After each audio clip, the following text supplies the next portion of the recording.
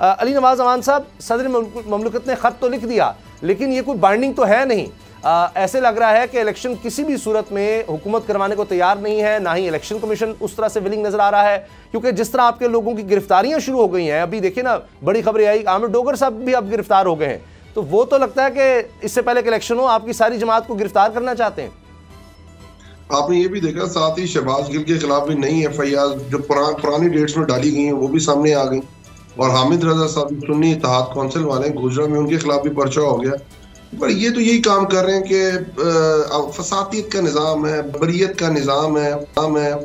आप पहले ही बता चुके हुए हैं कि इस मुल्क के अंदर जो इकॉनमी का हशर कर दिया हुआ है, जो आपकी टेररिज्म री इमर्ज हो रही है पाकिस्तान के अंदर, जो आपने देखा है कि जो फॉरेन पॉलिसी का हशर कर दिया है, एडमिनिस्ट्रेटिव वाइज जो अब इस वक्त आपको कोई कंट्रोल नहीं है कि कमोडिटीज की जो रेट फिक्स होते हैं, हर जगह हर मनमानी की हुई है सब लोगों ने।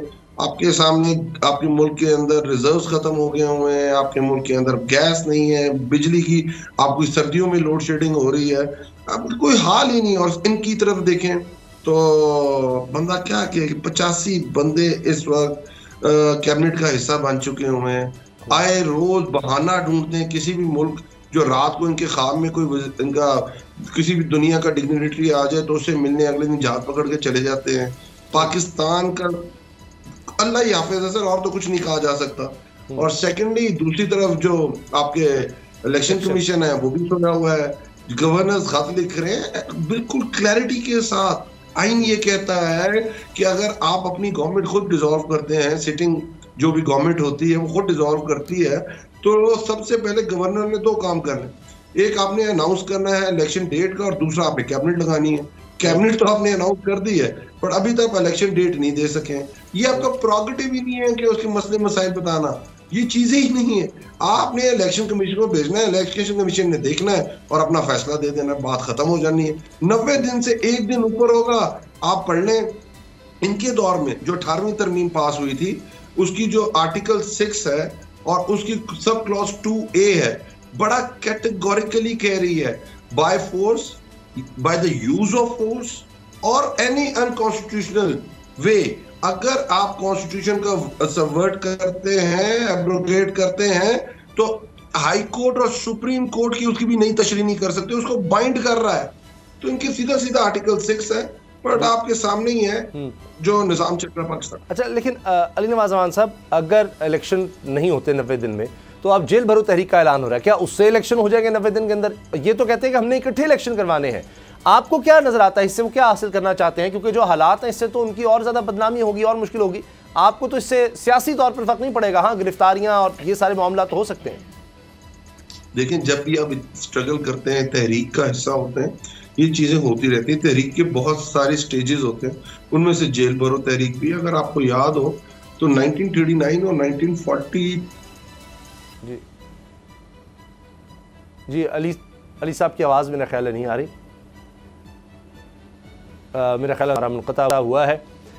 जो ही दोबारा जी अली भाई बात मुकम्मल कीजिएगा। जी, मैं कह रहा हूँ सेकंड वर्ल्ड वॉर हुई 1939 और 1940, तो उस वक्त हमारी जो लीडरशिप थी, उस वक्त जो कांग्रेस और मुस्लिम लीग, उन्होंने मिलकर जेल भरो तहरीक का ऐलान किया था। क्योंकि वो उस वक्त की जो जबर था और वो जो गोरा चाह ये रहा था कि यहाँ से जबरी लोगों को हायर किया जाए, जंग अजीम 2 के अंदर उनको शामिल किया जाए, तो उस वक्त समझा जाता है कि उनको प्रेशर डालना बरहक है और उस वक्त प्रेशर डाला जाए कि क्विट करें जो उस वक्त अलाइड हिंदुस्तान था। इसी तरह आपने देखा होगा जब 1947 के बाद 2 दफा ये तहरीक पाकिस्तान के अंदर भी आ चुकी हुई है। ये एक वन मोर स्टेज है कि हमारे पास 2 ऑप्शन हैं। 2 ऑप्शन ये हैं, हम आज कॉल दे दें। कॉल से ये होगा जो हालात की हुए मईशत के, जो आम बंदे की जिंदगी दो के सवाए उसके ये है कि शायद वो सोच ये रहा है कि मैं मरूं तो मुझे कफन भी मिलेगा कि नहीं मिलेगा। जिस लेवल पे महंगाई चली गई हुई है, तो हम कॉल दे देते हैं। उसमें सारे पीटीआई के फॉलोअर्स नहीं होंगे, सारे तरीके इंसाफ के कारकुन नहीं होंगे, उसमें बहुत सारे शायद ऐसे लोग भी होंगे जो इस निजाम से तंग आए हुए हैं, जो नाइंसाफी, महंगाई और आपके सामने जो बर्बरियत और फसादियत का निजाम है तंग है। अगर वो आ जाते हैं रोड पे और वो मॉब किसी और तरफ डायरेक्शन ले लेता है, क्या हमारी इकोनॉमी उसको सहा सकेगी? क्या हमारी इकोनॉमी जो पहले इसका पहिया रुक चुका हुआ है, बेरोजगारी हद के ऊपर है, क्या वो सह सकेंगे? मेरा ख्याल नहीं है। तो हमारा दूसरी स्टेज क्या है? ओके फाइन, आपको हमें पकड़ने का शौक है, नंगा करने का शौक है, इलेक्ट्रिक शॉक्स देने का शौक है, आपको तस्कीन मिलती है, तो हमने कहा हम खुद हाजिर हो जाते हैं, हम जेलों में चले जाते हैं, कोई मसला नहीं। और हम समझते हैं कि एक प्रेशर बिल्ड होगा पर आगे। जी सुमैया आप सवाल। अली नवाज अवान साहब, आप खुद ये समझते हैं कि एक प्रेशर बिल्डअप होगा, लेकिन हमारी जो सूरत हाल है उसकी मुतहम्मिल नहीं हो सकती। लेकिन कानूनी माहिरीन से भी जो गुफ्तगू हुई है उसमें क्या तय पाया है? किस कानून के तहत गिरफ्तारियां होंगी, कारकुनान कैसे गिरफ्तारियां देंगे, जेलें कैसे भरेंगे? स्ट्रेटेजी तो प्लान की होगी ना आप लोगों ने? बड़ा आसान है, बस जेल के बाहर जाके बिल्लो रानी का नारा मार दें, खुद ही गिरफ्तार कर लें। अच्छा जी, सदीक जान। अली नवाज अवान साहब, ये बताएं कि लाहौर हाई कोर्ट ने अब आपके 43 MNAs के जो इस्तीफे हैं वो उनकी मंजूरी का फैसला उसको मुअत्तल कर दिया। तो आपकी MNAs कब कौमी असम्बली जा रहे हैं और कब आप अपोजिशन लीडर के लिए आप जा रहे हैं कि आपका अपोजिशन लीडर जो है वो नामजद किया जाए? मेरा ख्याल है कि कल इसके ऊपर डेट हतमी आ जाएगी और इसके ऊपर मशावरत हो चुकी हुई है कि क्योंकि जैसी डिटेल ऑर्डर जैसी रिसीव होगा मेरे ख्याल उसके फौरन बाद, क्योंकि कल उनका इजलास है नेशनल असेंबली का, बट अगर हम आपको पहले, जैसे भी आपको पता है कि जैसे बताते हैं हम कि आने वाले हैं तो वो इजलास ही रोक कर देते हैं, तो हम थोड़ा इसको रखना चाह रहे हैं कि थोड़ा सा सरप्राइज रखना चाह रहे हैं।